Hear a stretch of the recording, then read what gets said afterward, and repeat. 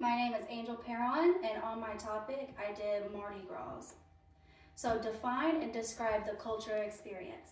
Mardi Gras is celebrated for about 2 weeks before the actual day of Fat Tuesday, which is the day before Ash Wednesday. Mardi Gras is actually French for Fat Tuesday. The season known as Carnival starts on January 6th and goes all the way until Fat Tuesday, March 4th. Each day of the carnival season, there is one parade a day if the weather allows it. The largest and most extravagant parades are saved for the last 5 days of Mardi Gras season. Some even throw masquerade balls. The parades are thrown by people in social clubs known as the crews. They mostly follow the same schedule and route every year. Float riders also like to throw stuff into the crowds, like at most parades.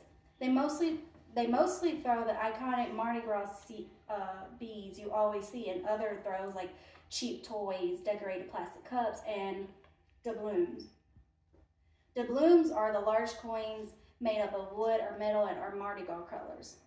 And throws are the objects that are thrown from floats to the parade goers. The traditional colors associated with Mardi Gras in New Orleans are purple, green, and gold. Each color represents something. Purple stands for justice, green for faith, and lastly, gold for power. For the actual day, many like to wear costumes and masks on the actual day of Fat Tuesday. Laws are even suspended for it.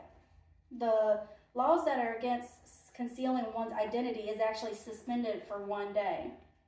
Banks close for that day, and other businesses or convenience stores actually ask their customers to remove any mask because they are worried about security.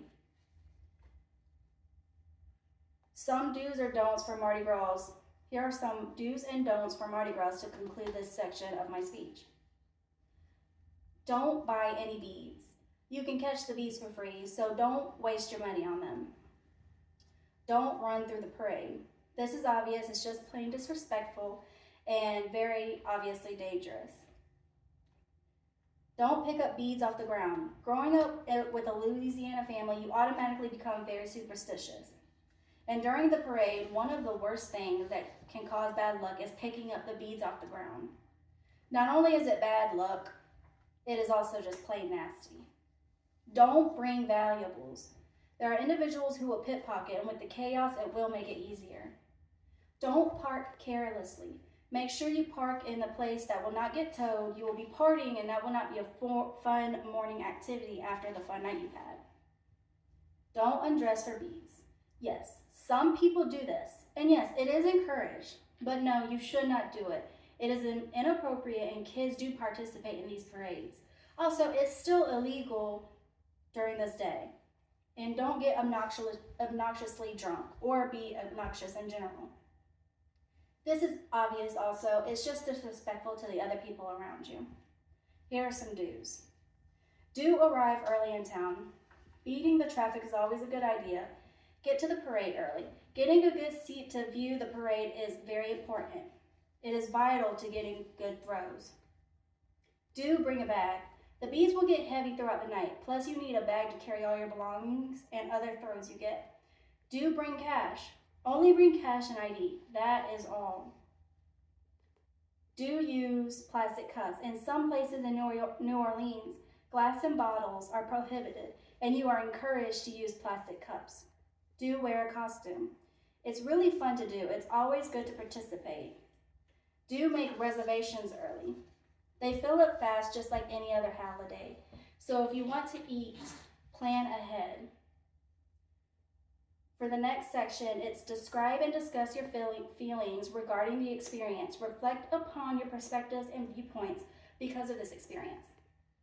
I have gone to a Mardi Gras in Aiken, and I was not a fan. It was not authentic. I am planning to go to a real Mardi Gras with my grandmother and family soon.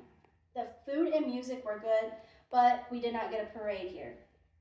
And there was drinking, but I don't drink. So it was okay, but very different from New Orleans. So I can't wait for the genuine experience. For the next section, it's what did you discover about this experience? Well, as I mentioned before, I discovered that Aiken Mardi Gras Was it very authentic and fun like the New Orleans version?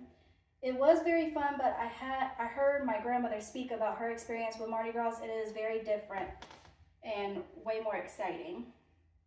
Was there anything surprising or reaffirmed your correlations to this experience? Something surprising that I seen was people in fursuits dressed as animals. I know that people dressed in costumes, but I did not know that they went that far. For the next section, it's were there any encounters or interactions that took place as a result of this experience? If so, please describe the encounter and or interaction in detail. My interaction with my grandmother afterwards. We spoke in detail about the real New Orleans Mardi Gras and made plans for the future to go together. She liked the Aiken Mardi Gras, but as I said many times in this speech, it was not as good as the real New Orleans one.